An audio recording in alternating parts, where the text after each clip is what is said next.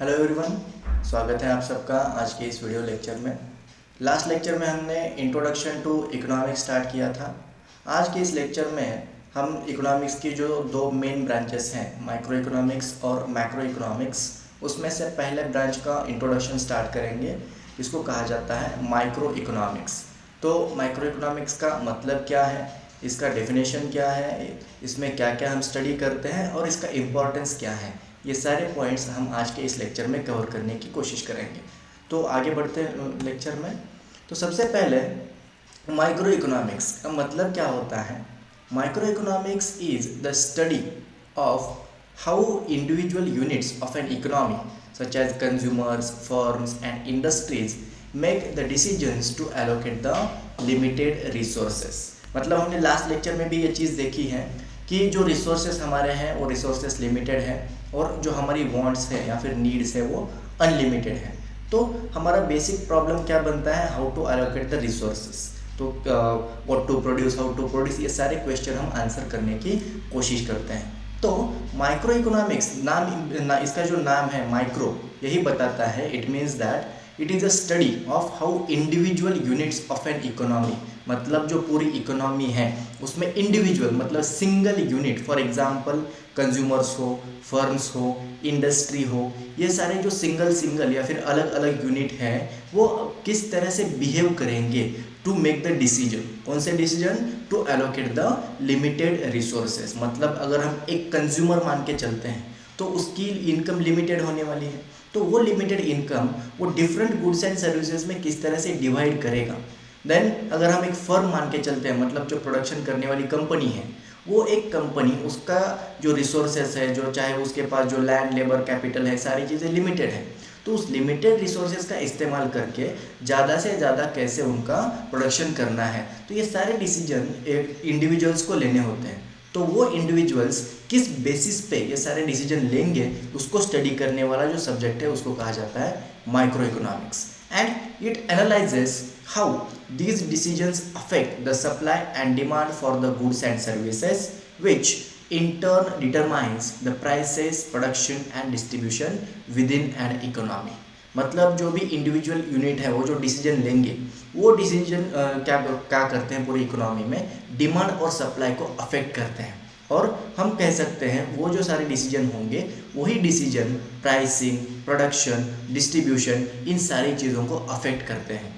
तो इंडिविजुअल का जो बिहेवियर होगा, माइक्रो इकोनॉमिक्स का मीनिंग ही यही है कि हम individual person, individual company, individual organization, इसका बिहेवियर स्टडी करते हैं। तो माइक्रो का मतलब होता है स्टडी ऑफ इंडिविजुअल यूनिट्स। मतलब अगर हम एक इंडिविजुअल पर्सन लेते हैं तो उसका इनकम, उसका कंजम्पशन, उसका सेविंग, उसी का इन्वेस्टमेंट, तो यहाँ पे स्टडी किया जाता है about the individual unit. That is why it is called as the micro economics.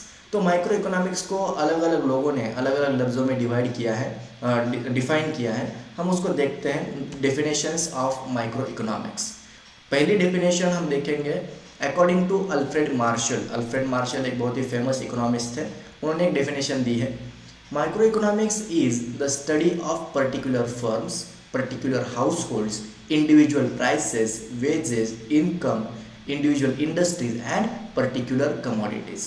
मतलब क्या कहना है इनका, हम यहाँ पे स्टडी क्या करते हैं, पर्टिकुलर फर्म या फिर single firm, particular household या फिर single household, individual household, individual prices मतलब prices of individual commodity, then individual जो व्यक्ति है उसका इनकम, उसके वेजेस, देन जो एक इंडस्ट्री है उसका बिहेवियर, इन सारी चीज़ों को स्टडी किया जाएगा कहाँ पे, माइक्रो इकोनॉमिक्स में। देन एक और डेफिनेशन है P.A. सैमुअल्सन द्वारा दी गई। उनका कहना है micro economics is the study of how house hold and the firms make the decisions and how they interact in the specific market. मतलब इनका ये कहना है कि जो सिंगल फर्म है, सिंगल व्यक्ति है, वो अपने डिसीजन कैसे लेते हैं और मार्केट में किस तरह से इंटरैक्ट करते हैं, उसको स्टडी करने वाला सब्जेक्ट होता है माइक्रो इकोनॉमिक्स। एक और डेफिनेशन है जेएम हिंडरसन और एंड आरी क्वान द्वारा दी गई। उनका क्या कहना है, micro economics is the branch of economics that deals with the behavior of individual economic agents such as consumers, producers, and their interactions in the market. Again मतलब वही होगा कि जो सिंगल कंज्यूमर है, सिंगल प्रोड्यूसर है, वो किस तरह से अपने डिसीजंस लेंगे और वो मार्केट में किस तरह से इंटरैक्ट करेंगे, उसको स्टडी करने वाला सब्जेक्ट होता है माइक्रो इकोनॉमिक्स। अगर हम एग्जांपल लेते हैं तो मान लेते हैं सपोज ये जो यहाँ पे हमें पूरा सर्कल दिख रहा है, ये एक पूरी इकोनॉमी है और इस पूरी इकोनॉमी में ये जो छोटे छोटे सर्कल हमें दिख रहे हैं, ऑल दी स्मॉल सर्कल्स हम कह सकते हैं स्मॉल इंडिविजुअल यूनिट्स हैं या फिर हाउस होल्ड्स और फर्म्स हैं। तो सपोज अगर हम किसी एक इंडिविजुअल यूनिट के बारे में डिस्कस कर रहे हैं तो वो एक व्यक्ति हो, एक कंपनी हो, अपने डिसीजन चाहे वो प्रोडक्शन का हो, चाहे वो अपनी इनकम को स्पेंड करने का हो, सेविंग का हो, ये सारे डिसीजन किस बेसिस पे लेते हैं, उसको जो स्टडी करने वाला सब्जेक्ट है that is called as the micro economics. Then nature of micro economics, मतलब ये इसका नेचर क्या है। सबसे पहले it is an individualistic approach, मतलब यहाँ पे इंडिविजुअल पूरी इकोनॉमी को छोटे छोटे पीसेस में डिवाइड किया जाएगा और सिर्फ इंडिविजुअल के बारे में स्टडी किया जाएगा। उसके बाद रिसोर्स एलोकेशन, जो हमारे पास रिसोर्सेस है, चाहे इनकम हो, चाहे फैक्टर्स ऑफ प्रोडक्शन हो, लैंड, लेबर, कैपिटल, एंटरप्रेन्योर, ये सारी चीज़ें क्या है, लिमिटेड है। तो लिमिटेड रिसोर्सेज का इस्तेमाल करके ज़्यादा से ज़्यादा प्रोडक्शन कैसे करना है, उसको स्टडी करने वाला सब्जेक्ट होगा माइक्रो इकोनॉमिक्स। उसके बाद माइक्रो इकोनॉमिक्स को प्राइस थ्योरी कहा जाता है। प्राइस थ्योरी क्यों कहा जाता है, क्योंकि इसमें हम डिसाइड करते हैं कि चाहे वो कमोडिटीज़ हो, उसके प्राइसेस किस तरह से डिटरमाइन होने वाले हैं। प्राइसेस चाहे कमोडिटी के हो, चाहे वो फिर फैक्टर्स ऑफ प्रोडक्शन के हो। चाहे फॉर एग्जांपल अगर हम लेंगे तो लैंड के लिए रेंट दिया जाएगा, लेबर के लिए वेजेस दिए जाएंगे, कैपिटल के लिए इंटरेस्ट दिया जाएगा। तो इन सारी चीज़ों का डिटर्मिनेशन कैसे होता है, इंटरेस्ट, वेजेस, इन सारी चीज़ों का डिटर्मिनेशन कैसे होता है, उसको हम स्टडी माइक्रो इकोनॉमिक्स में करते हैं। ये जो माइक्रो इकोनॉमिक्स सब्जेक्ट है ये कुछ एजम्पशंस पे बेस्ड है। एजम्पशंस मतलब कुछ ऐसी सिचुएशन जिसको हम कांस्टेंट मान के चलते हैं। सबसे इंपॉर्टेंट एजम्पशन यहाँ पे रहेगा अदर थिंग्स बीइंग कांस्टेंट, उसको सिटेरिस पैरिबस कहा जाता है। क्या मतलब है इसका, अगर हम डिमांड स्टडी कर रहे हैं तो डिमांड को अफेक्ट करने वाले बहुत सारे फैक्टर्स होते हैं। For example price of the commodity, prices of the other goods, then market का situation, environmental factors, government policies, ये सारी चीज़ें डिमांड पे अफेक्ट करती हैं। लेकिन हम क्या करेंगे, बाकी सारी चीज़ों को कांस्टेंट मान के चलेंगे और सिर्फ प्राइस और डिमांड का रिलेशन यहाँ पे डिसाइड होगा। तो अदर थिंग्स रिमेनिंग कांस्टेंट, ये एक बहुत इंपॉर्टेंट एजम्पशन माइक्रो इकोनॉमिक्स में है जिसको हम आने वाले लेक्चर्स में डिस्कस करेंगे। इसके बाद जो माइक्रो इकोनॉमिक्स है एक वर्म्स आई व्यू हमें देता है, मतलब हम पूरी इकोनॉमी को छोटे छोटे पीसेस में डिवाइड करेंगे और वहाँ पे स्टडी करेंगे। तो एक ही व्यक्ति का हमें स्टडी करना है, एक ही कंपनी का हमें स्टडी करना है, उनका बिहेवियर स्टडी करना है। तो ये जो स्टडी होगा इसको वर्म्स आई व्यू स्टडी कहा जाता है। और जो मैक्रो इकोनॉमिक्स है उस मैक्रो इकोनॉमिक्स में हम पूरी इकोनॉमी को एक साथ स्टडी करते हैं, तो उसको कहा जाता है बर्ड्स आई व्यू, मतलब वो ऊपर से देखेगा लेकिन यहाँ पे हम नीचे से सिर्फ एक व्यक्ति को देखेंगे, जहाँ जिसको कहा जाता है वर्म्स आई व्यू। तो ये होता है नेचर ऑफ माइक्रो इकोनॉमिक्स। इसके बाद स्कोप ऑफ माइक्रो इकोनॉमिक्स, मतलब इसमें हम एक्चुअली स्टडी क्या क्या चीज़ें करते हैं। तो सबसे पहले हम स्टडी करेंगे कंज्यूमर बिहेवियर, जिसको यूटिलिटी एनालिसिस भी कहा जाता है। इसमें बहुत सारी चीज़ें आएंगी, चाहे डिमांड हो, सप्लाई हो, यूटिलिटी हो और इक्विलिब्रियम हो प्राइस का, सारी चीज़ों को हम यहाँ पे स्टडी करेंगे। उसके बाद हम स्टडी करेंगे production and cost. Different types of cost are there, production के लिए भी अलग अलग लॉज है, उसको हम यहाँ पे स्टडी करेंगे। उसके बाद हम स्टडी करेंगे मार्केट स्ट्रक्चर, मतलब किस तरह का मार्केट है, परफेक्ट कंपटीशन है, प्योर कंपटीशन है, मोनोपोली है, मोनोपोलिस्टिक कंपटीशन है, ओलिगोपोली है। तो अलग अलग तरह के मार्केट्स हैं, उनमें अलग अलग सिचुएशन होती है, वहाँ के price determination, then determination of the goods and services supply, ये सारी चीज़ें अलग अलग होती है, तो हम उसको स्टडी करेंगे। देन फैक्टर मार्केट, मतलब लैंड, लेबर, कैपिटल, इसका डिमांड कैसा है, इसकी प्राइसिंग कैसी होती है, इन सारी चीज़ों को हम यहाँ पे स्टडी करेंगे।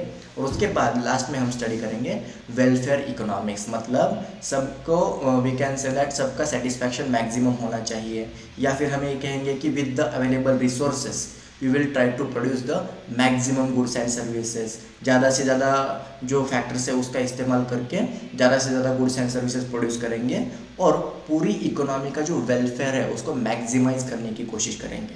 इसके अलग अलग लॉज हैं, उसको हम आने वाले लेक्चर्स में स्टडी करेंगे।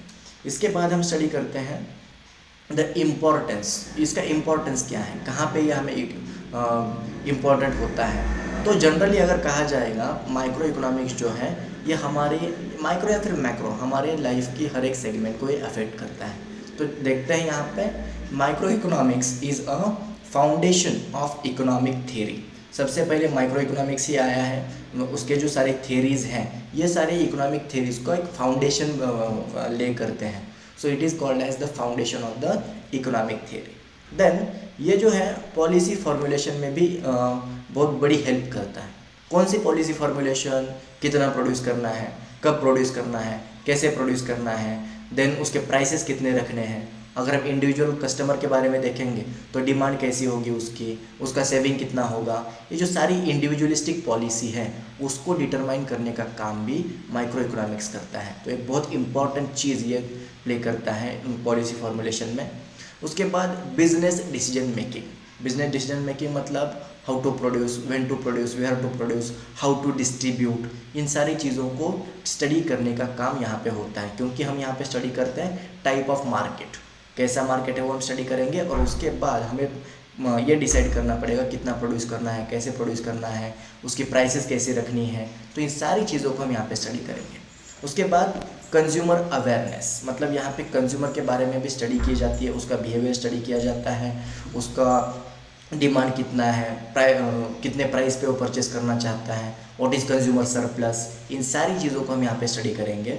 और इसके बाद वेलफेयर ऑप्टिमाइजेशन, मतलब ज़्यादा से ज़्यादा कमोडिटी प्रोड्यूस करके लोगों का ज़्यादा से ज़्यादा वेलफेयर करना, इन सारी चीज़ों को हम यहाँ पे स्टडी करते हैं। सो माइक्रो इकोनॉमिक्स एक ऐसा सब्जेक्ट है जो हमारी लाइफ के हर एस्पेक्ट को अफेक्ट करता है और हर जो हम डिसीजन लेते हैं, चाहे वो प्रोडक्शन का हो, चाहे कंजम्पशन का हो, सेविंग का हो, इन्वेस्टमेंट का हो, उसमें जो भी डिसीजन लिया जाता है वो किस बेसिस पे लिया जाता है उसको स्टडी करने वाला सब्जेक्ट है माइक्रो इकोनॉमिक्स। तो with this particular point, the last point we will discuss limitations of microeconomics. The limitations of microeconomics, first and foremost limitation is unrealistic assumptions. मतलब जो assumption हम करते हैं कि बाकी सारी चीज़ें constant रहेगी, तो ये जो assumption होता है ceteris paribus और इसके साथ बहुत सारे assumption होते हैं, वो assumption real life में इतने काम नहीं करेंगे। तो अनरियलिस्टिक एजम्पशंस पे ये बेस्ड है, इसीलिए इसको कहा जाता है जो सब्जेक्ट है या फिर जो इसकी थियरीज हैं depends upon the situation. Okay, उसके बाद ignores the macro economic variables. Macro economic variables मतलब इन्फ्लेशन, जीडीपी, अनएम्प्लॉयमेंट, इन सारे फैक्टर्स को माइक्रो इकोनॉमिक्स की स्टडी में ध्यान में नहीं लिया जाता है। तो ये एक बहुत बड़ा बैकलॉग है इस पर्टिकुलर सब्जेक्ट का। इसके बाद पार्शियल इक्विलिब्रियम एनालिसिस, मतलब पूरी इकोनॉमी को छोटे छोटे हिस्सों में डिवाइड किया जाएगा और सिर्फ इंडिविजुअल के बारे में स्टडी किया जाएगा, लेकिन इंडिविजुअल का जो बिहेवियर होता है बाकी पूरी इकोनॉमी में जो सिचुएशन है उस पर डिपेंडेंट करता है।